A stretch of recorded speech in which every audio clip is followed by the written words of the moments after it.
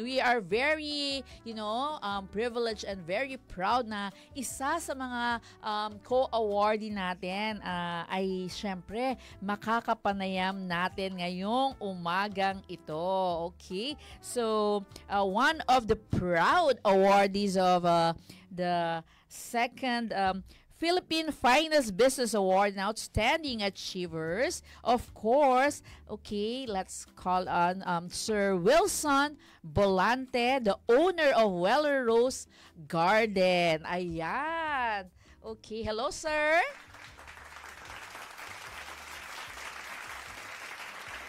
Hello Sir Wilson. Hello. Yes. Ay, hello po. Magandang umaga po Sir Wilson. Yes, ma'am. Yes, kamusta po kayo? Okay lang po, ma'am. Nakakatuwa Ito po, naman. may gawa po ako ngayon dito po ako ngayon sa Orchard, ma'am, sa Dasma. May project po ako ngayon rito. Ay, okay. Sir, malapit yan sa akin. Nasa Cavite lang ako. Bacoor City po ang aking tahanan. Yes, ma'am. Opo. Ayun po. Sir Wilson, before anything Gusto else... mo ba, ma'am, bati gusto po mo muna ba kayo. makita ang gawa ko ngayon? Opo, before that, bati po muna kayo sa mga nanonood, sa mga fans po ninyo at sa inyong kamag-anak. Yes. Ay po, good morning. I'm Mr. Wilson Bailon Bolante. Kinagagala ko po na mapasok po ako sa the Philippine Finest Business Awards and Outstanding Achiever Award for recognition po. Excited po ako, ma'am, na makarating sa inyong event place sa Hegadon Event Place this September. Thank you very much, ma'am, for opportunity, ma'am, na nabigyan niyo po ako ng award for landscaping, ma'am. Ayan, opo, yan talaga pong mag-thank you po tayo sa La Visual Corporation and Servicio Channel. And of course naman, Sir Wilson, hindi naman po kayo bibigyan nila ng award kung hindi nyo deserve, sir. Oo, so congratulations po muna. Okay? Sir Wilson, ano ba ang ginagawa po ng company nyo, ng Weller Rose Garden? Ma'am, actually po, ako po yung nagsusupply, ma'am, ng mga halaman at ng mga damo, ma'am, sa mga client po namin, ma'am, na gusto magpa-landscape po sa amin. At for the meantime, ma'am, ako po yun, ma'am, yung nagbibigay ng design. Designer po kasi ako, ma'am, ng landscaping po, ma'am, since 1994 pa po, ma'am. Hanggang ngayon po. Oo, ang tagal na po, sir, ha? Since 1994. Yun pong Weller Rose Garden, ilang taon na po yan? Actually po, ma'am, ano na siya, 29 to 30 years na po, ma'am, siya ngayon. Wow, ang tagal na rin po, sir. Oo, and nabanggit niyo po Yes, nasa orchard po kayo. Ano po ang ginagawa ninyo dyan, Sir Wilson? Ma'am, actually may project kasi ako ngayon dito, ma'am, kay Mr. Cipriano, ma'am. Bali, ako po yung nakuha nila, ma'am, para mag-design ng landscape nila, ma'am. Pwede po ba naming makita ng konti para Ay, yes, ma'am. Sige po. Ito po, ma'am, saklit, ma'am, Pakita mga anak yung landscape natin. Ayan. So si Sir Wilson po ngayong araw na ito, ngayong oras na ito ay nasa orchard po kung saan talagang hands-on niyang ginagawa yung kanyang mga proyekto. Ayan. Ito, ma'am. Ito po, ma'am, yung gawa ko po ngayon. Ito po yung owner, si Mrs. Cipriano. Yan po ako, ma'am, ay natutuwa dahil ako yung nabigyan nyo ng award ng Labis Corporation, ma'am, sa Landscaping Award. At yan po'y kinararangal ko po, ma'am, na nabigyan po ako. Alam mo, malaking achievement po sa akin. Congratulations po at for sure naman po ay deserve po ninyo yan. Oo. Sir Wilson, oo. Kasi yes, syempre may mga nanonood sa atin ngayon, no? Nabanggit mo po, halos 29 to 30 years ka na po ang Weller Rose Garden. Paano ba nagsimula? 30 years ago, paano po ba nagsimula itong kumpanya po ninyo? Ma'am, actually, nanggaling ako, ma'am, sa mahirap na pamilya. Opo. Siyempre po, naghanap po ako ma'am ng trabaho kasi hindi naman po ako nakapagtapos ma'am ng college. Mhm. So, naisip ko na pumasok ng landscaping sa BA Homes Paranaque, ma'am. Opo. Ako po ay nangangamuhan. Nak, alika nga, nak. Nangangamuhan po ako, ma'am, ng more than 10 years din.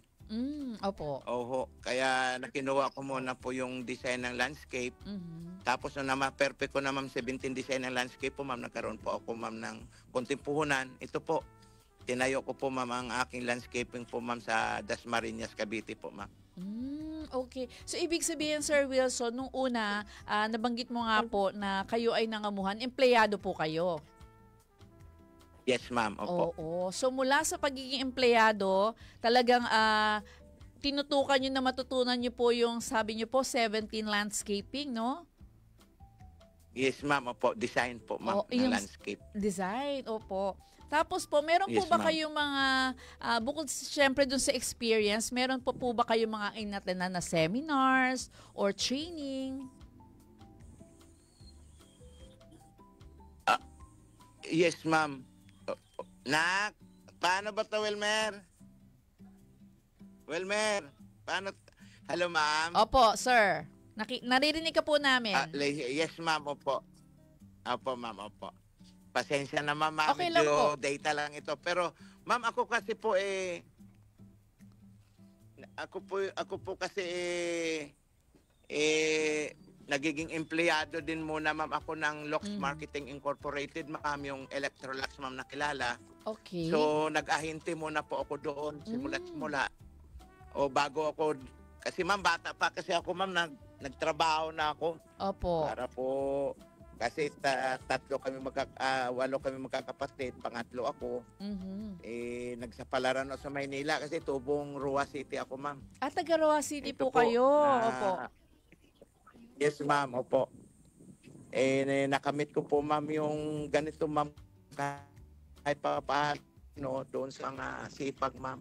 Sa sipag talaga, ma'am, at saka sincere, ma'am, sa trabaho, ma'am. Opo. Ayun. So, yun po ba yung masasabi niyong sikreto ninyo? Ang kasipagan at saka yung sinseridad? Yes, ma'am. Opo. Mhm. Kasi, ma'am, wala naman, ma'am, imposible, ma'am, talaga, ma'am, sa trabaho. Mhm. Kapag po, ma'am, minahal mo at tinutukan mo, ma'am. Ayun. So, ibig sabihin talagang minahal niyo po yung trabaho ninyo kaya talagang pinagsikapan niyo po at sinipagan po ninyo. Opo, ma'am. Opo. Opo. Sir, kasi nung natutunan nyo nga yung 17 designs na sinasabi po ninyo, paano nyo, ano yan, sir, nagdesisyon kayo na magsisimula na kayo or inantay nyo muna na makaipon-ipon kayo ng konting puhunan? Paano po? Or meron bang nagpahiram sa inyo ng pera?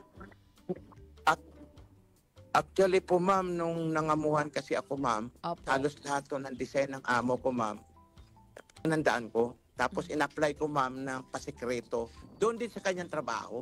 Mhm. Alam ba, ma'am, nag-break time yung mga kasamahan ko, ma'am, 12 to 1. Opo. Ako yung gumaganap na, ma'am, para matutunan ko kasi siyempre hindi mo naman kaagad-agad matutunan yung ganyang design. Mhm. Ngayon, ma'am, nung nakita ko ng amo ko, ma'am, na maayos na ako, ma'am, sinabihan niya ako na pwede ka na magtayo ng sarili mo negosyo. Oh, okay. Dahil, yes, ma'am. Opo.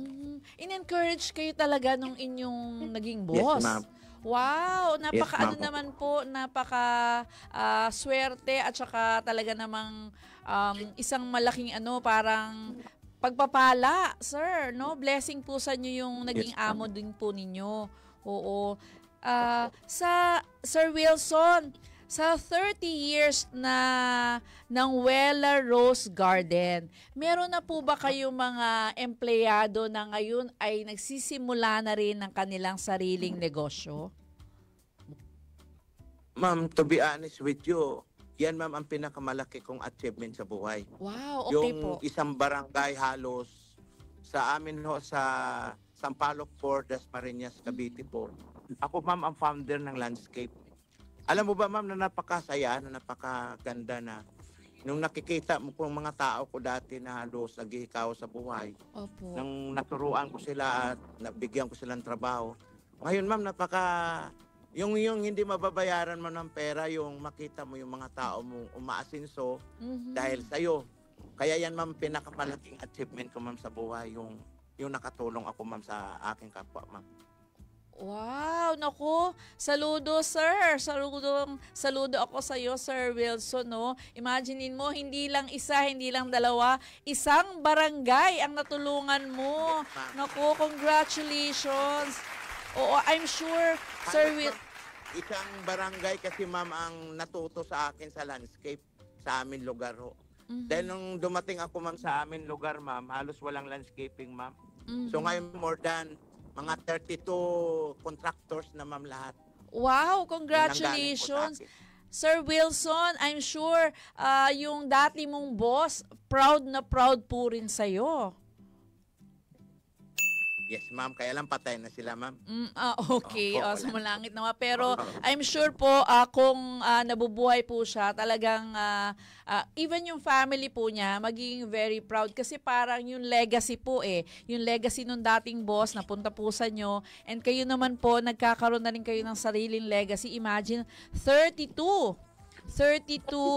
contractors Yes. na po ang meron dyan sa inyong barangay. Naku, congratulations, Sir Yes, ma'am.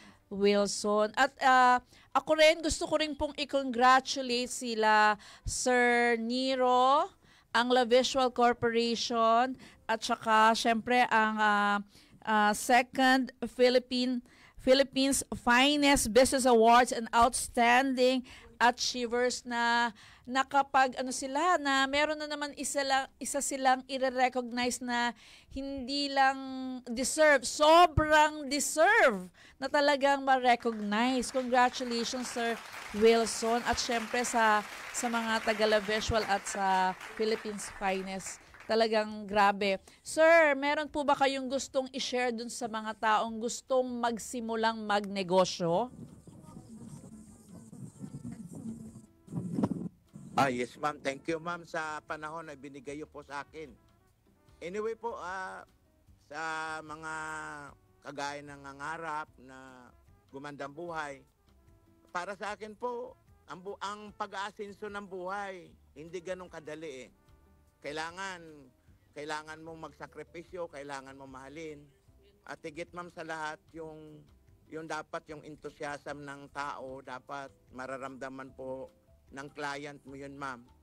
Actually, ma'am, sa akin kapwa na umaasenso sa buhay na nangangarap, tiis lang, laban lang. Wag lang gumawa ng hindi maganda. Kailangan lagi priority ang kliyente mo para doon sa iyong negosyo. At higit sa lahat po, ma'am, dapat wala kang maagrabyadong tao. Yun lang po, ma'am. Ayun, napaka-husay naman, at saka talagang parang kailangan i-replay ko yung mga salitang binitawan mo, Sir Wilson, no? Nakakatuwa yung sinabi mo, dapat panatilihing wala kang matatapakan na ibang tao.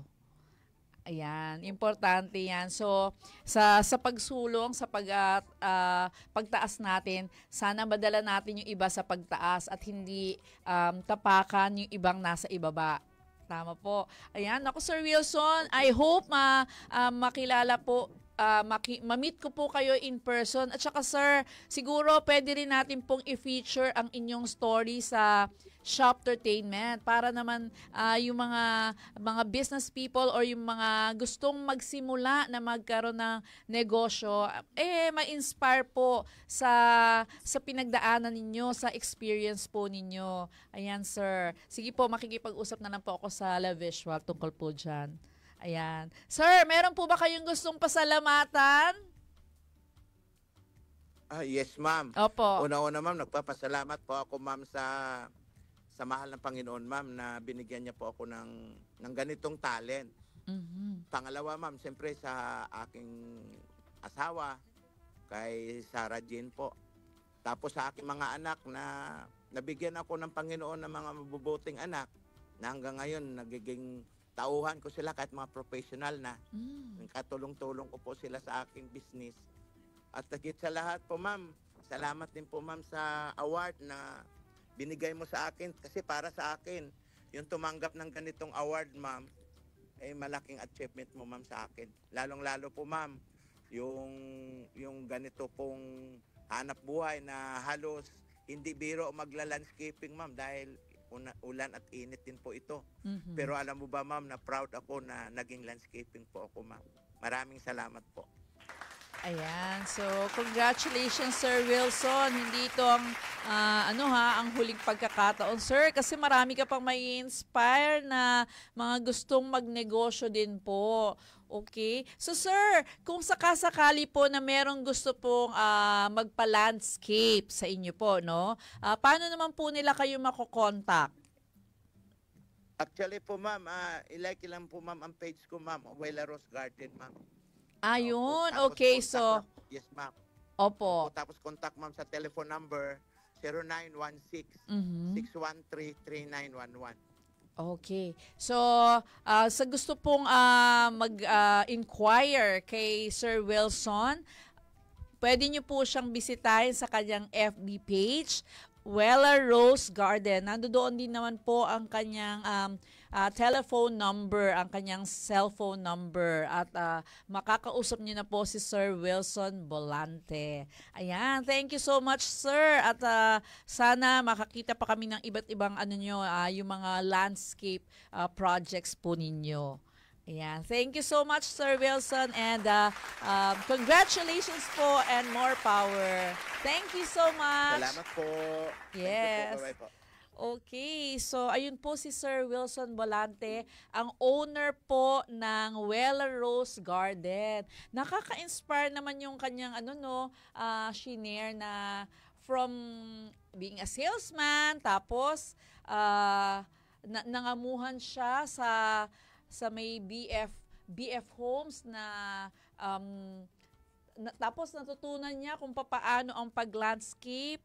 Tapos yung boss naman niya, talaga namang siya pa yung nagsabi na palagay ko pwede ka na. Kumbaga hinog na siya, no?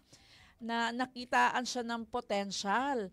So nung sinimulan niya yung kanyang business, syempre para talagang may basbas nung kanyang employer.